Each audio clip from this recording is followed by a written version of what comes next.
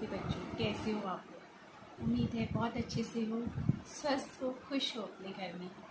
बेटा आज के जो हमारा वीडियो है वो हमारे ग्रीष्मकालीन अवकाश जो हमारा गृह कार्य मिला है आपको, मैं उसके बारे में बताऊंगी। आपको एक परियोजना कार्य जो है हमारा, उसके बारे में भी मैं आपको बताऊंगी। ठीक है बेटा। हमारा जो ग्रीष्मकालीन अवकाश हॉलीडे होमवर्क है उसमें सेकंड क्वेश्चन बच्चों को नहीं समझ आ रहा है। सेकंड क्वेश्चन में क्या है, हमने पढ़ा है पाठ 3 वनराज से मुलाकात, है ना। उसमें है प्रकृति और मानव का संबंध। अब मैंने आपको क्वेश्चन दिया है कि आप उन बातों को ध्यान में रखिए जिससे प्रकृति में असंतुलन पैदा हुआ है। असंतुलन का मतलब होता है कि प्रकृति में जो भी आपदा आती है, जो भी प्रकृति में नुकसान होता है, जो भी मानव को कष्ट सहने पड़ते हैं, वो सब प्राकृतिक आपदा होती है ना। भूकंप है, बाढ़ है, अतिवृष्टि, अति बारिश होती है, सूखा पड़ता है, तो ये जो सब है ये प्राकृतिक आपदा कहलाती हैं। कोई भी वायरस या जो आजकल फैला हुआ है, कोई भी बीमारी जो महामारी होती है, वो भी प्रकृति के असंतुलन से ही होती है। कहीं ना कहीं इसमें मनुष्य का हाथ होता है ना। तो ये जो है इसके बारे में आपको लिखना है सेकंड वाले क्वेश्चन में। बहुत सारे बच्चे कह रहे हैं कि हॉलीडे होमवर्क का सेकंड क्वेश्चन आप समझाइए, तो सेकंड क्वेश्चन में आपको मनुष्य और प्रकृति का संबंध बताना है।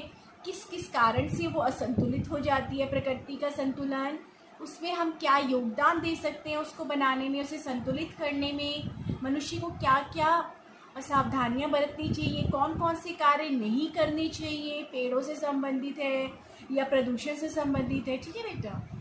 अब है परियोजना कार्य।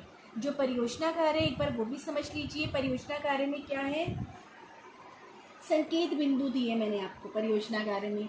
रामायण के रचयिता का परिचय आपको बताना है, मुख्य पात्रों के नाम है, किन किन पात्रों ने कैसे कैसे आपको प्रभावित किया है, रामायण में जो सकारात्मक प्रभाव आप पर पड़ा है वो किस रूप में है, आप उसको वो करते हैं।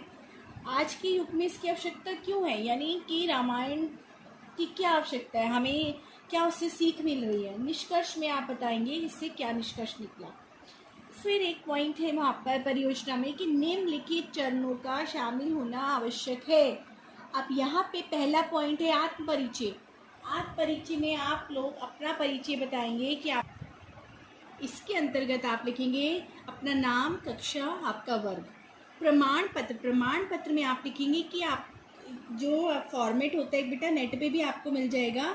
स्टार्टिंग होता है यह प्रमाणित किया जाता है कि आपका नाम, फिर आ जाएगा कक्षा 7वीं के छात्र, हिंदी परियोजना, फिर आप विषय लिख देंगे, फिर परियोजना कार्य का नाम यानी रामायण की आवश्यकता, फिर इस परियोजना के दौरान आपने मौलिकता और रचनात्मक प्रतिभा का प्रदर्शन किया है, यानी ये पूरा फॉर्मेट आएगा बेटा प्रमाण पत्र में।